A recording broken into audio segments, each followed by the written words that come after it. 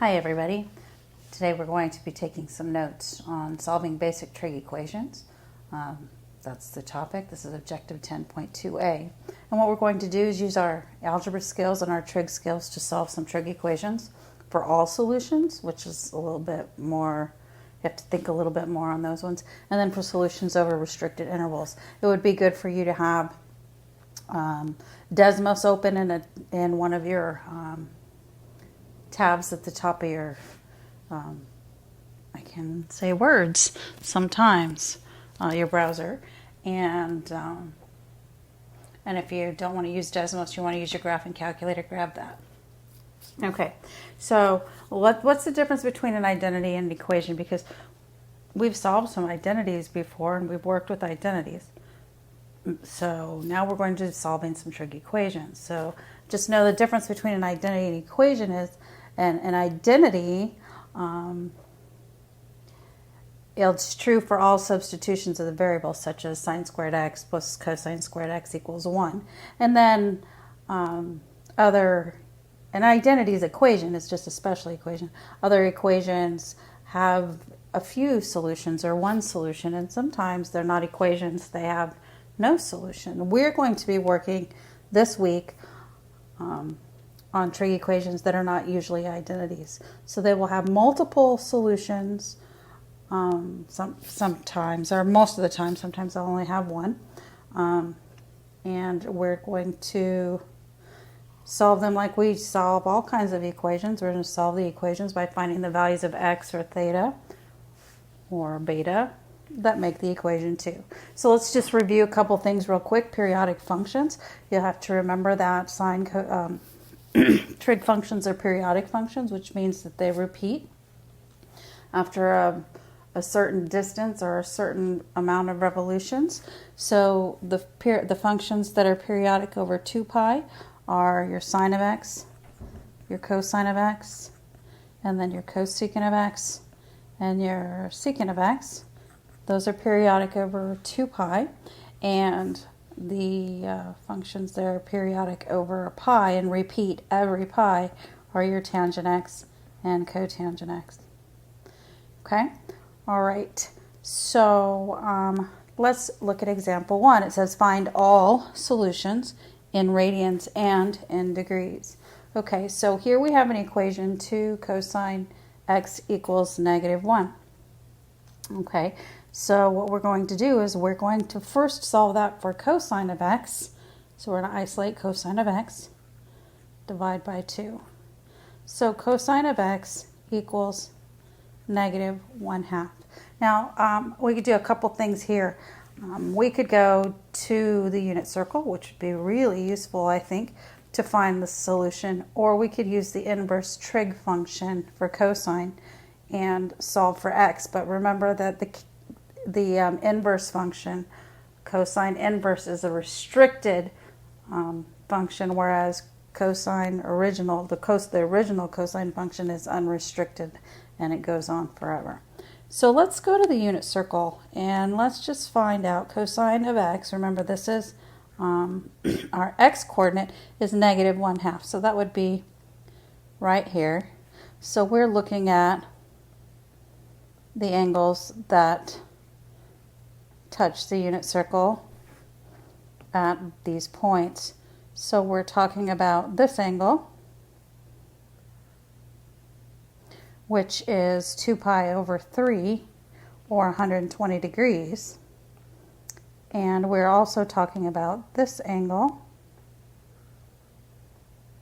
which is at 4 pi over 3, or 240 degrees. Okay, and then if we were to, I'm going to grab my blue pen back, and we are looking for all the solutions. That's only 2 solutions, so we have to continue to spin around. So if I spin around, I would have to go 2 pi radians to get back to 2 pi over 3. So I'd have to add 2 pi to 2 pi over 3 to get my next value. And I would have to do this, I'm going to grab my green pen, have to do the same thing for 4 pi over 3. I would have to go 1 full revolution of 2 pi to get back to that same angle. where the cosine of x is negative 1/2. So how do we write those solutions? So I'm going to say, okay, so x is equal to, let's do radians first. And I'm going to grab my blue pen. It's equal to 2 pi over 3. And then we have to add 2 pi times some number. We're going to use k. And we'll define k. K is an integer, so k could be 1 or 0 or negative 1 or 5. Any whole number, positive or negative. So there's that solution, 2 pi over 3 plus 2 pi times a number, which is an integer, and 4 pi over 3. And also we'd have to add or subtract, rotate forward or backwards, k times, to find another solution for x. And let's define k here. Let's say k is an element of the set of integers. You could write it out where k is an integer if you prefer. That's not how you spell integer here. If you prefer, I just like symbols because they're short. So k is an element of the set of integers. Let's do degrees, because we also have to give the answer in degrees. And so to this first one here, 120 degrees, and then we would have to rotate 360 degrees, and I'm going to use k again, times k times.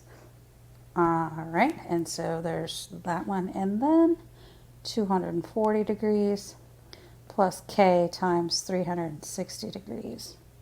And I think that I'll grab my pen here and just say, as long as k is an element or k is an integer. And there is the solution for that one. And so when you can use your unit circle to find these solutions, it's probably the quickest way to do that. Okay. Something else you can do is you can use your graphing calculator. And what I did here was I used Desmos. And one thing, you can do it two ways. I'm going to use the intersect method. And the intersect method just basically says that you take each side of the equation and set it equal to y. So in my y sub 1, I just graphed 2 cosine x. And so you can tell that that's this graph right here. This is 2 cosine x. And then in my y sub 2, you just enter the other side of the equation, so negative 1, and you can see that that's this equation right here, y equals negative 1. And then what you're looking for is where did those two equations agree, and they agree on the intersection. So I'm going to grab my blue pen here so you can see right here here's our angle. That's what we were looking for. X is an angle measure, 2 pi over 3. And then if I back that up to here, that's the distance of 2 pi. So that would be 2 pi times negative 1. And I could also, if the graph extended this way, I could go 2 pi times positive 1. So there's those values. And then you can also see here your 4 pi over 3, which is your angle measure. And there's a distance here between 4 pi over 3 and negative 2 pi over 3. That's a distance of 6 pi over 3, which is 2 pi. So this would be 2 pi times negative 1 to go this direction. Or I could go 2 pi times positive 1 or positive 2, positive 3. And so one way to check your solutions is to use the intersect method. And again, that's where you set each side of the equation equal to y, type it in, and then you look for the places where the equations intersect. And you'll notice here in my graph that I did set, when I go into Desmos, I set my window. I'm in radians here. You can see I'm in radians. And I set my window to go from negative 2 pi to 2 pi. Sometimes I'll do 0 to 4 pi instead. And then it'll give you, it's just a little bit easier to see the revolutions. Okay, all right, so there's that. All right, so here's example 2. This is a little more complex. It says find all the solutions again. So we're looking for all solutions in radians and degrees. So we're going to take 4 sine squared x equals 1, and we're trying to solve it for sine of x at least. So we'll divide both sides times 4, and we get sine squared x equals 1/4. And we're trying to isolate, so let's take the square root of the left, and plus minus, I'm going to rewrite that. That looks terrible. I'll just do it again. I'll just write it on the next step. So sine squared x equals positive and negative square root of 1/4. So that's sine of x equals plus and minus.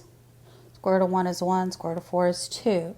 So that's sine of x equals plus and minus 1/2. So remember, sine of x is your y coordinate, right? And so we're going to go on our y-axis to positive half and negative half, and then just go left or right on the unit circle here to find all of the angles that would represent that value. So these two, and these two,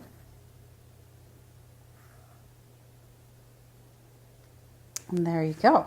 So where are we? Let's see.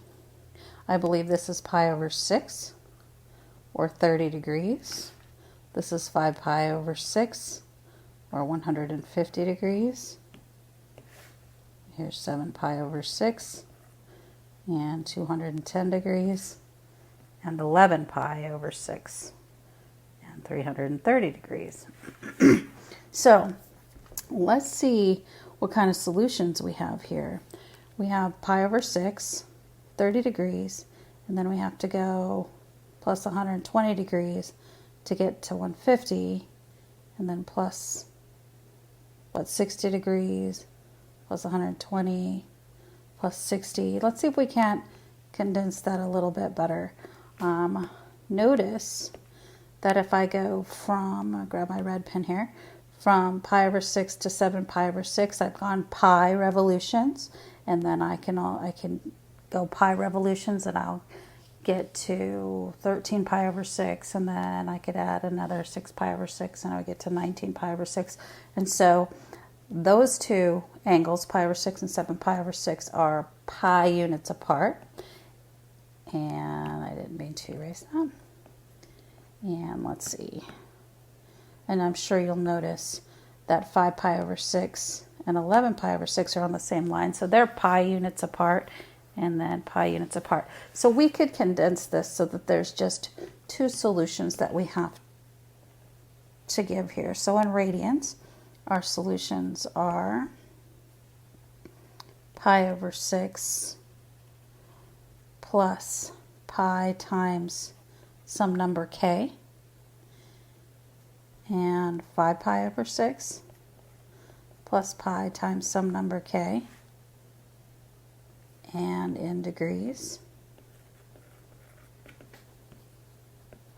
we have 30 degrees plus 100 and, k first, k times 180 degrees, and 150 degrees plus k times 180 degrees. And let's just make sure we say that k is an element of the set of integers. To make the integer symbol, it's like a double Z, looks like that.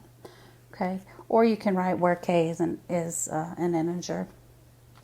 And there are all your solutions. So you know what, I'm going to go back and highlight that those are my solutions. I think I'll do the same thing here. That's a little bit funky. Let's see if that'll fix that up. There we go. All right. And so those are some examples where you would find all the solutions. Now, I used a different graphing calculator solution method here. In this example, I used the zero method. And to use the zero method, what you do is you take the equation for sine squared x equals 1 and you make it equal 0. And so I would just subtract 1 to the other side. So 4 sine squared x minus 1 equals 0. And then you just replace the 0 with a y. So what you type into your calculator is y equals 4 sine squared x minus 1. And that's what I did over here. And then what you do is you look for the zeros. And the zeros are where they cross your x-intercept. So you can see here these solutions, pi over 6 to 7 pi over 6. And then if we add pi again, we'll be over here at 13 pi over 6. And then you can also see 5 pi over 6 to 11 pi over 6, etc. So it's really nice to use your graphing calculator. And I would suggest that you use your graphing calculator. The Desmos calculator is great when you're doing this assignment. It's really good practice. Okay, and so those are some examples of how to find all the solutions to a trig equation.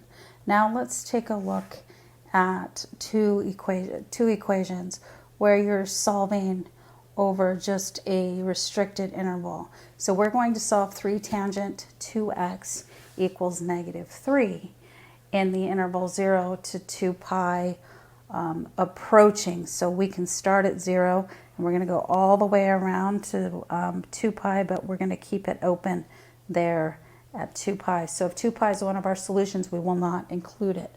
Now here's something that we need to be really careful about. This equation contains a double angle, and so you have to be really cognizant of that, and you need to be careful. So what we're going to do is we're going to solve this for tangent of 2x first. So we'll divide both sides by 3, and we get tangent of 2x equals negative 1. So remember that what we're looking for is anywhere between 0. We want x to be between, the angle x to be between 0 and 2 pi, including 0, but approaching 2 pi. But we have 2x here, and so what we have to do, this is something we have to do when we're dealing with double angles, is we're going to have to find all the values for 2x and double the interval to 4 pi. So let's go to our unit circle. Now remember that tangent equals negative 1 when you divide the cosine and the sine. Remember, tangent is sine divided by cosine, right? So sine x divided by cosine x has to equal negative 1. So we know that that has to happen on like the 45-degree reference angles, and the slope, remember tangent is also slope, has to be negative. And so right here at negative square root of 2 over 2, that is not the correct place right there. Let me get this right here. And here, square root of 2 over 2. So that would be those values, negative square root of 2 over 2 and square root of 2 over 2. So that's one of them. And then the same thing will happen over here on this side at square root of 2 over 2 and negative square root of 2 over 2. Those are these values here, square root of 2 over 2, negative square root of 2 over 2. That is also where tangent equals negative 1. And so, let's see. So this is pi over 4. And we only have to do this one in radians, so we don't have degrees. And that is not pi over 4. That is 3 pi over 4. And then this is 4 pi over 4, 5 pi, 6 pi, 7 pi over 4. And that's one revolution, but remember we have to keep revolving until we get to 4 pi. So we have 8 pi over 4, 9 pi over 4, 10 pi over 4. This is 11 pi over 4. I'm just kind of rotating around. Pi over 4, pi over 4, pi over 4, pi over 4. So that's 11 pi, 12 pi, 13 pi, 14 pi, and 15 pi over 4. So we have this now. We have 2x is equal to 3 pi over 4 and 7 pi over 4 and 11 pi over 4 and 15 pi over 4. But now what we have to do is we're trying to solve for x. So what we're going to do now, remember we multiplied a 2 into the problem so that we could find the values for 2x. Now we have to divide that 2 back out of the problem. So we're going to divide everything by 2. Just put some commas between that. So x is equal to 3 pi over 8, 7 pi over 8, 11 pi over 8, and 15 pi over 8. And I am going to go show you this in Desmos so that you can see that this is actually true. So let me open Desmos real quick. And let's see, we had y equals 3, was it tan 2x? And I'll just find the zeros. What was the other part of the equation? I can't remember. Oh, so we would add 3 to this side. So plus 3. So plus 3. And then I'm just going to go over here to make sure I'm in radians. I'm going to go from 0 to 2 pi. And I'm just going to click on my zeros here. So that's 3 pi over 8, 7 pi over 8, 11 pi over 8, and 15 pi over 8. You know what I'm going to do? My step for my x-axis in pi over 8 so that you can see that that's actually all the way to 2 pi over here on the right. And so there's a way to check your solutions and know that you are right. Back to notes. Okay, last equation here says to solve cosine 1/2 cosine beta plus 1 equals 1.2108 in the interval including or closed 0 degrees to 360 degrees. So we're going to start by solving for cosine beta. So we'll subtract 1 from both sides.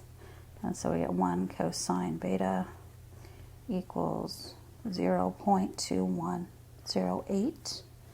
And then we'll just multiply both sides times 2 so that we can cancel that out. Cosine beta equals 0.4216. Yeah, double two. Yes, yes. Okay. All right. So here's the thing. This is on the unit circle, but it's not one of those special angles that's on the unit circle. And so I really don't have a choice here. I am going to have to use my calculator and the cosine inverse function to solve this. So I'm going to take the cosine inverse of the cosine beta so that I can isolate beta and take the cosine inverse of 0.4216. Okay, but just be cognizant that cosine inverse is restricted over the domain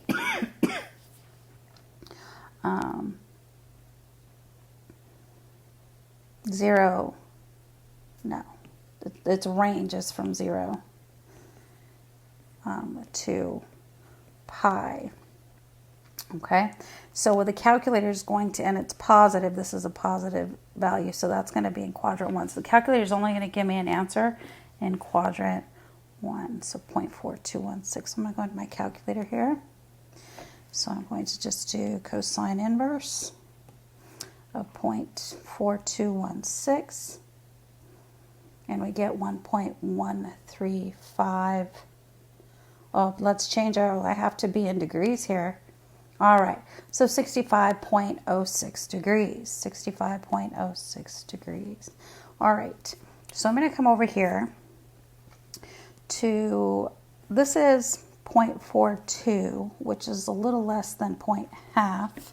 So I'm going to say it's about right there. So this is about 0.4216, and then I'm just going to come up here, and I'm going to come down here. And these are our angles that we're talking about here. So this is approximately 65.06 degrees. By the way, we should write that over there, 65.06 degrees. And that's definitely in our range here, or our interval, because remember we have to be between 0 and 360 degrees, and 65 degrees is definitely in that interval. If we come down here, this is also 65.06 degrees, but remember we have to find this value in the interval between 0 and 360 degrees. So something we could do is just subtract that from 360 degrees, subtract 65.06, because it's a little bit short. So that would be, I think, 394.94 degrees. Let me double check my math there. Not 390. The answer for that one there is 294.94 degrees. And those are the times when your cosine of beta is equal to 0.42. And that's what you're going to be doing for this first set of problems. So you're doing 10.2a, you're doing problems 1 through 14. And again, you need to use Desmos to check your solutions, watch your radians and degrees. Okay, and if you have questions, just send me a chat on Remind, or make an appointment. Go to my homepage and make an appointment with me, and we can have a little meeting, and I can show you how to do things or answer your questions. Again, live lesson tomorrow at 10 a.m. So that would be April 7th at 10 a.m. if you want to ask questions. Have a good one.